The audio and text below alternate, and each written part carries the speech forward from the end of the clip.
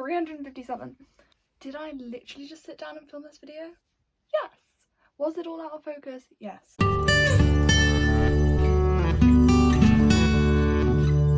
So I'm giving up on the camera. I'm sorry. You're just going to accept the quality is this phone quality, okay?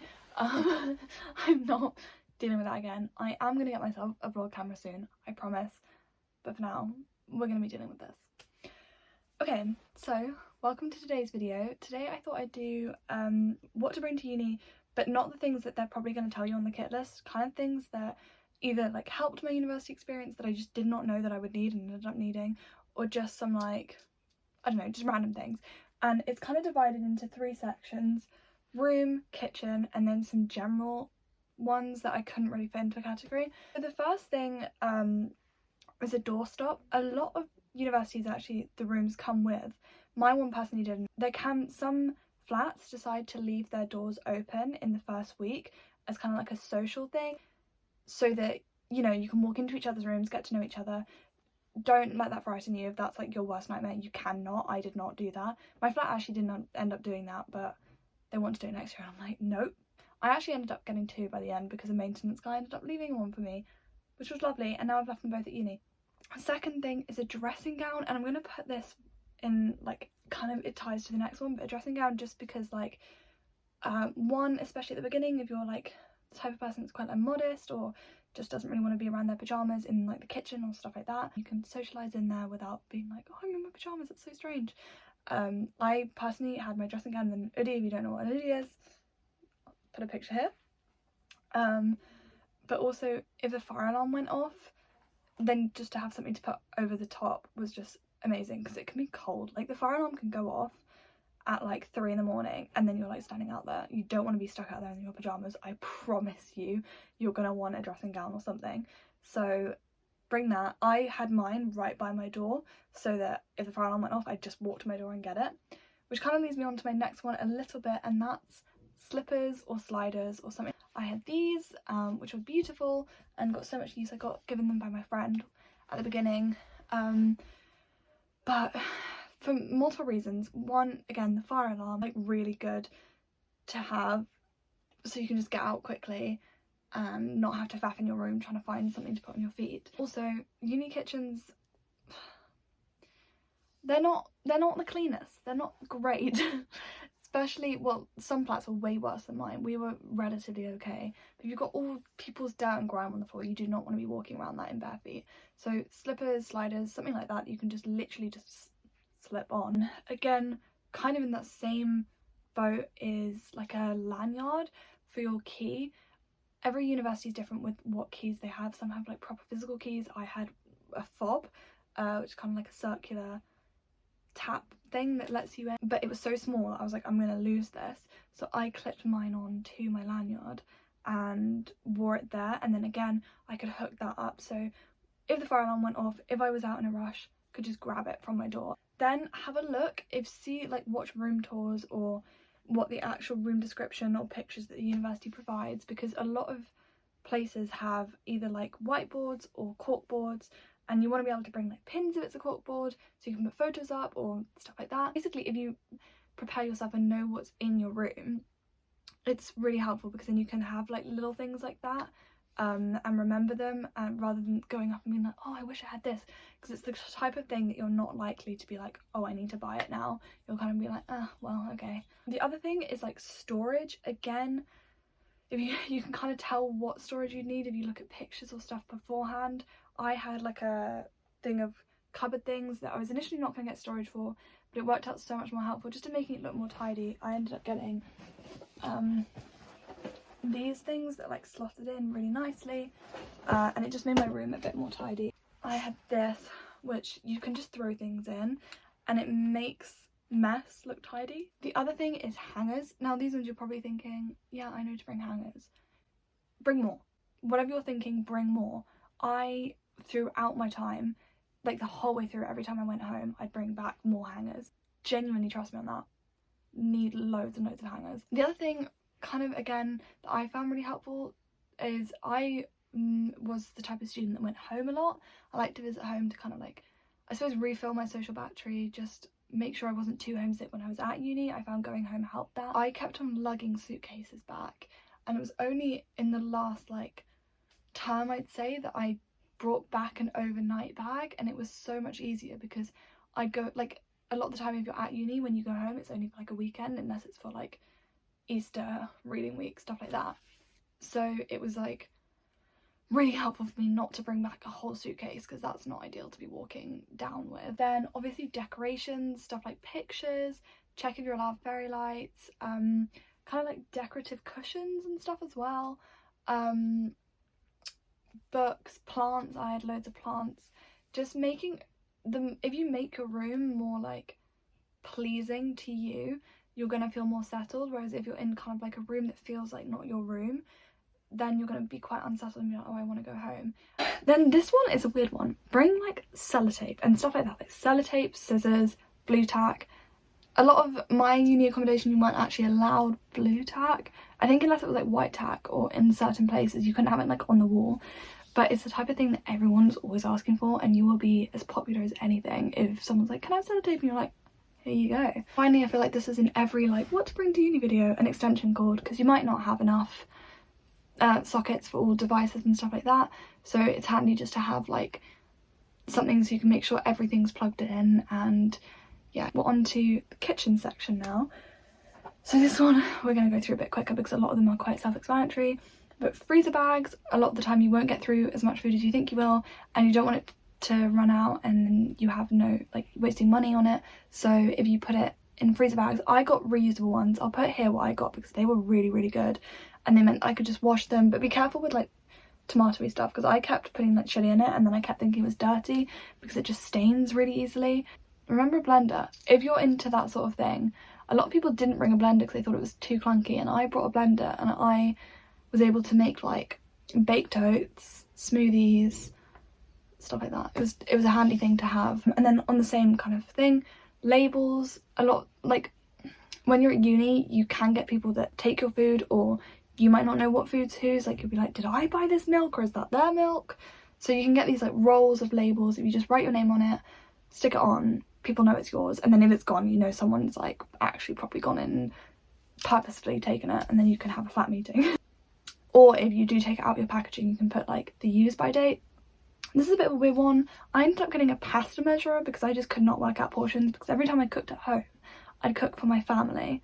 So it was like a big portion, and then trying to bring that back to me, especially in pasta, was nearly impossible. With the like little penne pasta and stuff, you can kind of put it in a bowl and then put it back in, but with the spaghetti, it's like, you don't know. Genuinely a lifesaver, because I kept either overfeeding myself or underfeeding myself, and it was such a nightmare because at uni, pasta's your best friend. You don't want to be eating too little of it, or don't want to be having too much and have to throw it away. Padlock. I had cupboards, like kind of pantry cupboards almost. Not, it wasn't a pantry, but it was that sort of things you put in.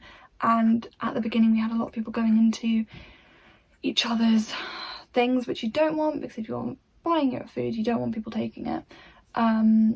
So sometimes you can have like padlock them, which keeps people out. I have my Percy pics taken. Still not over that. That was in the first week. But we had other people having a lot of their stuff taken.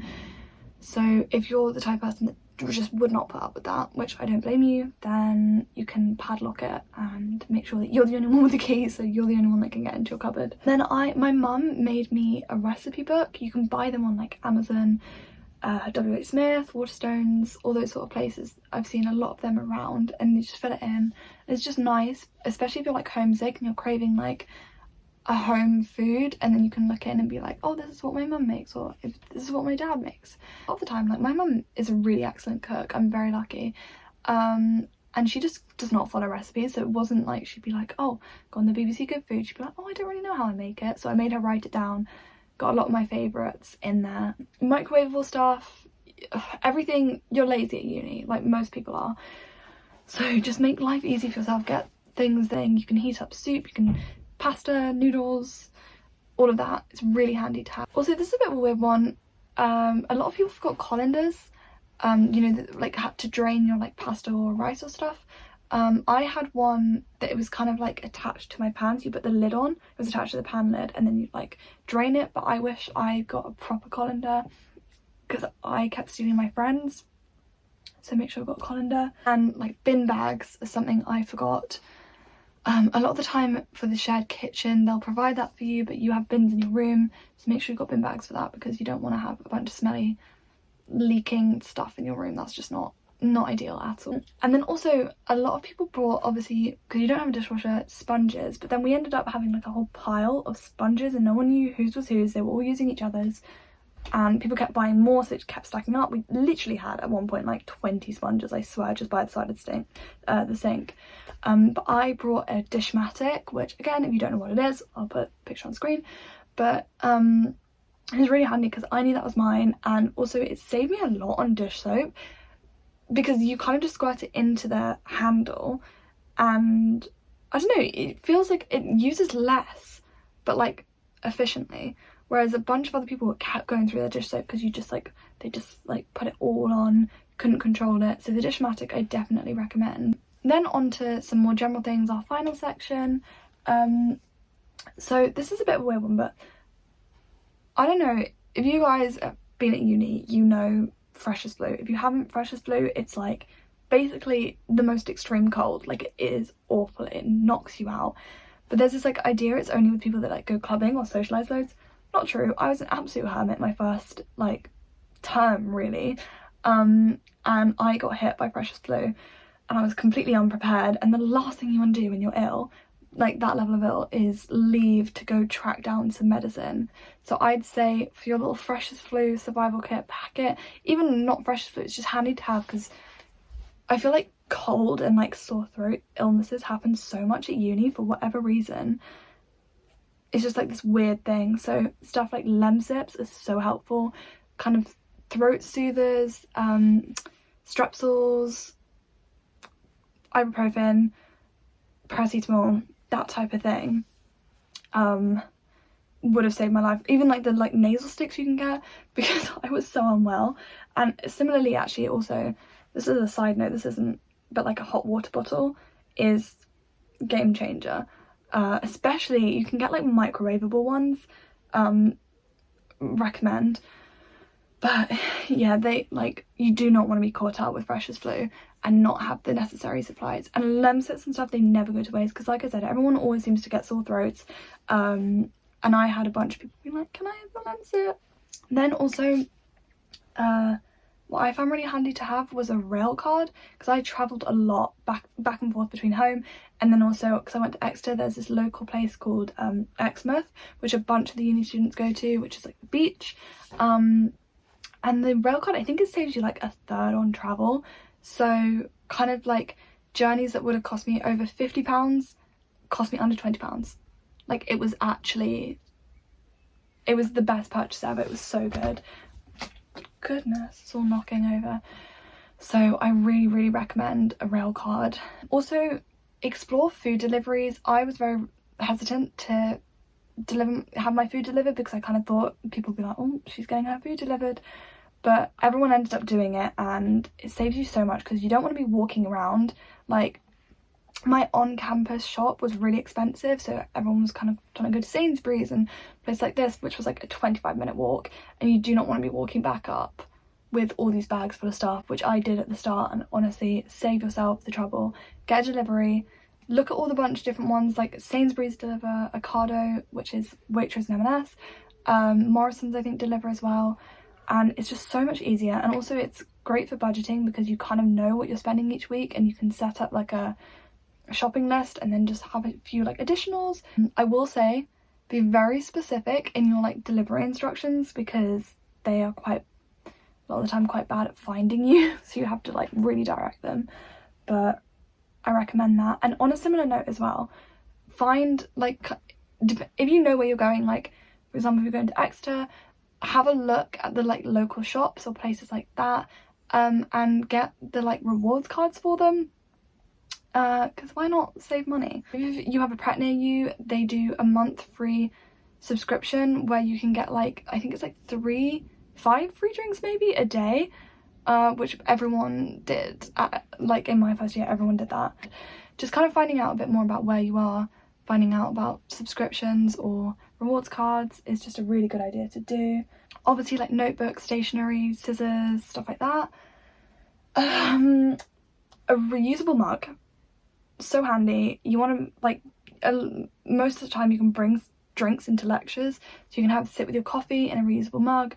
And also a lot of places, like I think Pret offers you a discount on your drinks if you bring a reusable mug, so save where you can. Yeah, the reusable mug is really good, especially if you've got an early morning lecture and you're literally not surviving. To have a coffee next to you is game changer.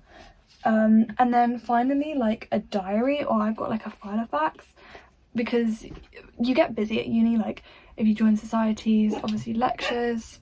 My dog's talking. I think that's all. I'm gonna do a video soon about, well, if you guys want, a part 2 to my answering questions about uni, either uni in general or specifically Exeter.